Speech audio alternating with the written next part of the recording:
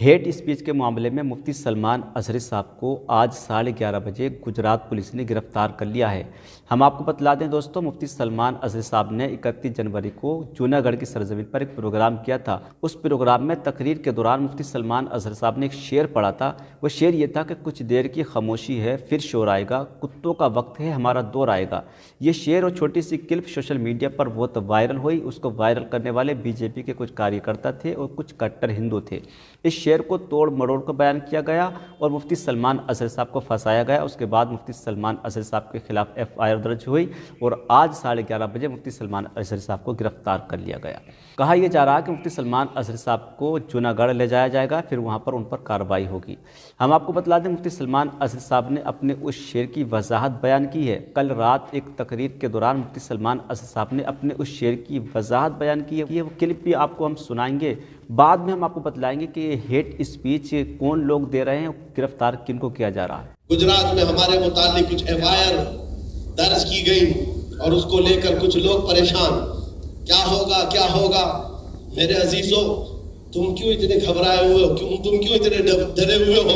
हमने तो सर जब ओखली में रख ही दिया है तो मुसल से डरना क्या है? हुजूर पाक सल्लल्लाहु ताला अलैहि वसल्लम की बात कर रहा हूं, किसी और के लिए नहीं। लोगों को ये आज हमारी तकरीर से निकाल करके मसाले लगा करके यूट्यूबर जो है फैलाते रहते हैं, इन्होंने ये किया, इन्होंने वो कहा, इन्होंने वो किया, इन्होंने ये कहा, ये भड़काऊ भाषण। तुम खुद ही भड़क रहे हो, हम नहीं भड़का रहे। मैं अगर आपके सामने कहूं मियां मशहूर शेर है कुछ देर की खामोशी है, मैं आपको कह रहा हूं, अरे पूरा सुन तो लो, पूरा सुन लो। मशहूर शेर है कुछ देर की खामोशी, उसको मैंने थोड़ा सा बदला। कुछ देर की खामोशी है फिर शोर आएगा, आज कुत्तों का वक्त है कल हमारा दौर है। इस शेर को बोलने पर अब तो आजादी भी नहीं रह गई। जबरदस्ती किसी ने ट्वीट किया और कहा इन्होंने हमारी कौम को कुत्ता कहा। मैंने कहीं कोई लफ्ज कहा ना ही मैंने किसी भी कौम का जिक्र किया, ना ही तुम्हारे गुरु घंटाल का, ना किसी बादशाह का, ना किसी नेता का कहीं जिक्र नहीं किया। तुम खुद ही कुत्ता बनना चाह रहे, तुम्हें क्या? हमने कहीं कोई जिक्र नहीं किया है और ना आज जिक्र कर रहा हूं।